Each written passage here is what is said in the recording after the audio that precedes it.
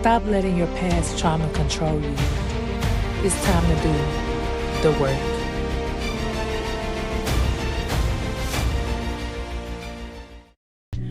What's up, good people? It's your girl KL. Welcome to the first episode of the Works presentation. So this has been a podcast that has been sitting on my spirit for the last 3 years, and I finally got the push from God to go ahead and get it started.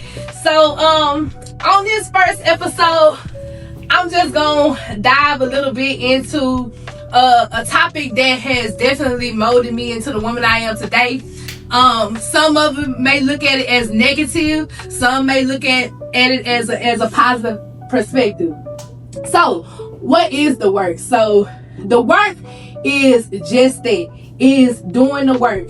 And if you've ever heard of anything called shadow work, some may think of it as witchcraft.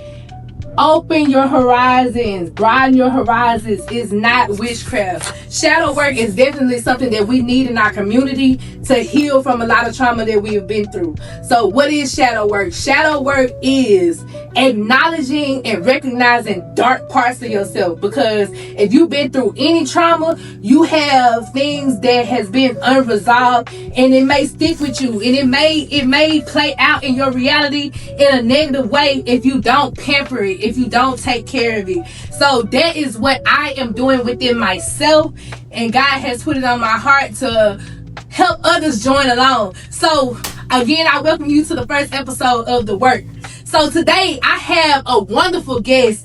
This man is a talented artist. He's a music artist in the Dallas area. This man is one of the greatest artists. He helped me shoot Ace Hood. I went to one of his shows just to support, and we've been connected on social medias ever since. He does a lot of TikToks, and you probably seen him around. Crazy bars I've heard. So I want to introduce to you the greatest, Ernie. Yeah, what's good? What's up, Ernie? How you doing? Good. How are you? Good. I appreciate you joining me on the first episode. No problem. Thank you for having me. For sure. So like I said, man, so just tell the people a little bit about your works and what you got going for yourself right now. Yeah, Ernie, rapper, content creator. My album is coming out in November, so I've been working hard on that. And crazy bars I've heard. Yeah, I built this platform on TikTok and Instagram, Facebook, all over really social media, just profiling and rappers, talking about lyricists, like real hip hop, like real bars, like bars still matter. So I've been pushing that, man, working on the music, working on shows, doing events, playing in some tours. We were in New York last month for a cypher. It was dope. Okay. Yeah, man, they got some rappers out there in New York. Yay. But yeah, I've been out here, Fort Worth specifically, DFW, for about 5 years. I'm just trying to push it and do everything hip hop. Okay. So one of the key things, what I just heard you say, one of the things on the work is I will have one of these tidbits where we transform our thinking. And there's nothing wrong with what you just said, but you are actually doing the work. You're not trying. Yeah. You're actually doing it. So that's one of the things that one of these little tidbits I'm gonna have during the show is just reframing our verbiage, because power lies in the tongue. So that's a story that I could say for another show, but so what I wanted to bring you in on is because, like I said, we've connected on social media for about the last 3-4 years, and just supporting each other here and there, like, shares, and but one of the recent things that I've seen is it looks like you just experienced some grief. I know that I lost my mom at the age of 8 years old. I've experienced a lot of grief. Grandmother passed when I was about 16. And it's definitely not easy. Like, grief will send you into a depressing episode, but I think that it's power that lies within artistry and within the ways that you handle grief. So it looks like you lost your grandmother. Like, how recent was that for you? It's been a couple weeks. 2-3 weeks. Yeah, I definitely reached out to you, offered my condolences, because that's one of the things that hits home for me. Whenever I see that and I see somebody that I support and they going through that, it definitely hits home for me. So, I know that just me experiencing grief, going into depression, one thing that I've done as far as I can say my shadow self is sometimes I will get into these modes where I just go to food for comfort, and that has not been the greatest thing. Over the last couple years, I done lost about 100 some pounds. Okay. I done put the work in. I was a little sick there recently, but I did definitely put the work in to lose the weight. And I've tried to find more healthier ways to cope with my grief, versus just turning to food or negative coping mechanisms. So tell the people about like how have you been coping with the loss of your grandmother? Writing a lot. I mean, I'm a rapper, so writing a lot for sure. But just trying to honor her. Just trying to do what she would want me to do. I got this album coming out. I was like, I'm not gonna push it back. I don't think my grandma would have wanted that. Right. And then freestyle was just kind of me venting. Because I feel like with grief you have good days and bad days. Yeah. And the type of person I am, I'm always on the go. I'm grinding, I'm working, I'm posting, I'm recording, I'm live streaming, I'm doing everything. I'm outside of shows, so it's like some days you try to work through it, and some days you really need to pause. So just finding that balance, and then also like living like how your loved one they want you to live, right? It's tough, but I definitely believe in God and a higher power, and she's definitely in a better place. But yeah, it's definitely a tough thing to process, and it's definitely that part of life. I think at the funeral, one of the quotes that I kind of live by is like, it's better to love and lost than never love at all. So that's how I feel about it. I'm getting through it. Well, that's good to hear that you have that artistry and have that mindset about you. And that's, again, something that I aspire to put out on this podcast, is just helping those that may not have direction or guidance towards a more positive, again, coping mechanism with grief or any other trauma that they may be experiencing in life. So it's good to hear that you're keeping your spirits up, and especially not letting it delay your album, because I'm not gonna lie, I've experienced just kind of being stagnant and not knowing what to do, like dealing with depression. So I've definitely became more of a self-starter these last couple of years, and realizing those methods of me losing my mom at such a young age. I literally didn't have any counseling. I didn't have any guidance on how to get through that grief. So it may have taken me longer to get to where I'm at now, but that's again why I want to put this creativity out there to help others have a tool that I didn't have.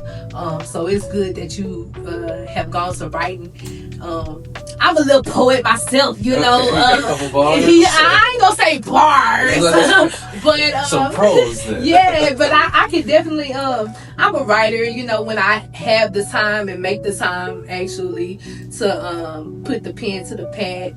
I could probably spit a little something, get a little flow, but I'm not gonna say I'm a lyricist like yourself, you know what I'm saying? So what is one of the things that what was your biggest inspiration that your grandmother put into your life? Ooh, man. She was a woman of standards, procedures, and protocol. Okay. She used to have us sing, be on time, don't be late, don't make other people wait. Just very organized and put together. Woman of God too, which I definitely, it's close to home. I try to go to church more just to honor her and do that. But yeah, she just really instilled that of having things together, and having a good presentation, and just that pride of doing the basics right, being clean, putting your clothes on right, keep your nose clean, yeah, all that type of stuff. Right. Yeah, so definitely try to carry that with me. And it's funny when you like grow up, like you start like, why am I like this? Is because of the people who influence you, coaches, family, of course, your parents. Like you're like, dang, why am I like this? It's like, oh, like this was how I was raised. Like you, like sometimes you look at people like, dang, like you don't know this. It's like it depends how you was raised. That's true, because I've definitely experienced some people where I'm just like, who raised you? Like, these people in Dallas, like, I mean, I'm a half breed. I was born here, but I grew up in the booth, so I have more of a southern hospitality about myself. What part? Shreveport. Okay, yeah, my grandma was from Tinsel Parish, like Louisiana. Yeah. So she definitely had that southern hospitality. Yeah. Okay. She went to Southern and like, you know, so HBCUs was big in my family. Right. She was right there. So yeah. Okay. Grew up talking about the Bayou Classic. Yeah. Okay. The Bayou Classic. You know about it. I was in Detroit eating gumbo. It's like, why you got that? I was like, my grandma from Louisiana. Yeah. They didn't know nothing about that up there. Not that good root. Yeah, the root, right? People were like, oh man, I went to this gumbo spot in Austin. Mm-hmm. I was like, what the hell was this? Man, you know, Texas always try to recreate our vibe, but they never get it right out here. I mean, there's some spots, but that one, I was like, bro, what is y'all doing? Y'all can't even call this gumbo. Like, somebody hit you for a They probably had corn in it or something. Man, I was like, bro, what is this? This is not gumbo. Got you. I know it'll never hit like home cooking anyway. Yeah. So, you know, and that's something that I do too, to kind of honor the ones that have passed on before me. Is when I'm missing them, I might recreate one of their favorite meals and just kind of honor them in different ways, put on some of their favorite music just to feel their vibe, you know, because I definitely believe in their energy still being around us, to go forth, and they still rooting for us. And that's something that I kind of lost sight of, or never really had the sight, I guess, but then I had to come to the realization that it was easy for me to feel like I didn't have to make them proud because they wasn't here. But why not still do something to make them proud? Yeah. You know, just, you know, it's a lot of things that I have come forth to realize with dealing with grief. So yeah, so it's good to hear, like I said, you honoring your grandmother, keeping it up. Like I said, I definitely just wanted to talk briefly on that subject of grief, because that's definitely one of my biggest traumas that I've experienced. And like I said, with me doing the works presentation, that's something that I'm doing for myself, and I ask others to join along with me in doing positive works and just putting positive media out here, because it's enough trash out here, you know. Man. Yeah. We can talk on that on another subject. We can go on and on about that. So for those of you that are watching my first episode, go ahead and hit that like, share, and subscribe button. You don't want to miss the next episode of The Works. And I also leave a comment if you're experiencing grief, or if you have experienced grief. How are you doing? How are you generally doing with that grief? Is there something that you would like to discuss? Because I'm always an open ear, and sometimes people just need an open ear if you might not have that. You know, I can't be, I'm not a licensed therapist, but I'm definitely here to shine the light that God has put inside of me. So yeah, again, y'all like, share, and comment. So let's move into this TV. So you said you did a freestyle, right? Yeah. I just said I'm not a lyricist. So what I'm going to do is, for the next minute, I'm going to give you a minute to do a freestyle.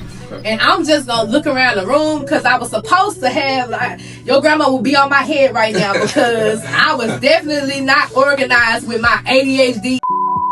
Can I cuss? I don't know. I'm going to edit it out. But, I was definitely not organized for this episode, but it's going to get greater later. I still got to put it out there. I didn't let it stop me. So Greater later, you can put the bars in there. Yeah. So look, it's a little bar. So, all right, inspiration.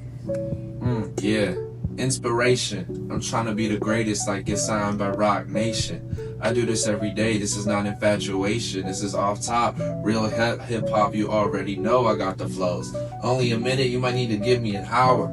I got girls out here looking crazy. I feel like Austin Powers. But that's real nasty because these boys are Kelly with it. Like golden showers, man. Let me chill. I'm just staring at the flowers. You said look around the room. I could do this for hours. I'm about to go on tour because I really got the flow. I'm looking for the ceiling because I don't really see a floor. Like I need a brand new whip. I don't even need a trip. Me too. I might catch it, get it back. Sorry if I slip. Man, I've been dealing with grief. So excuse me if I trip. Rest in peace to my grandma Minnie. I'm trying to honor her so much. I need more dough. I need plenty. I mean, I need to pass on to my grandchildren something that they be skilled in. I'm God-fearing. You better watch the words that you will then. Oh, and he killed it! Yo! All right, my God. And I love it. I love it. And we got that. You heard it first right here on the Works presentation, my boy Ernie. And I appreciate you being one of my first guests. So I got something here for you. So I got my first by 5 guests, the little trophy here. See, there I go, reframe it. It may be little, but it's a token. So what it says is, may you be proud of the work you do, the person you are, and the difference you make. So I wanted to go ahead and gift that star to you. Thank you. And also what I got here is my affirmation box for my guests. So this is something that I'm gonna be doing for my guests. So it's a care kit that I put together for you. You got some men's soap, you got some facial wash, some facial moisturizer. I even got y'all a charcoal mask in here. You know, y'all a man, but you know, keep your skincare up. And the idea, and there's some sample smell goods in here for you.